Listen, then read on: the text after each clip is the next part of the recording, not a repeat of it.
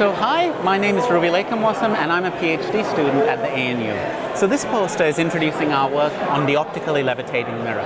So what we have here are two mirrors with light trapped between them, and what we do is we get a very powerful light field inside the mirror so that all these photons reflect and reflect and reflect and actually levitate the state of the upper mirror above the ground.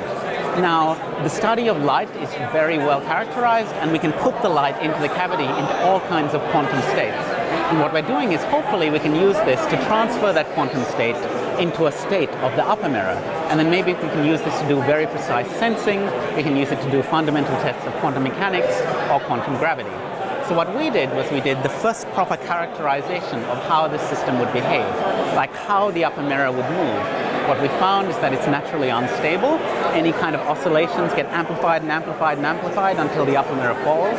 And we studied lots of different ways of stabilizing this. We found that a lot of common techniques used in literature for other kinds of systems won't work, but we identified some methods that do work. So now we're working hard to actually build this thing, and hopefully with this theory and the experimental work, we can get a really cool device out which will open up some new applications in quantum sensing.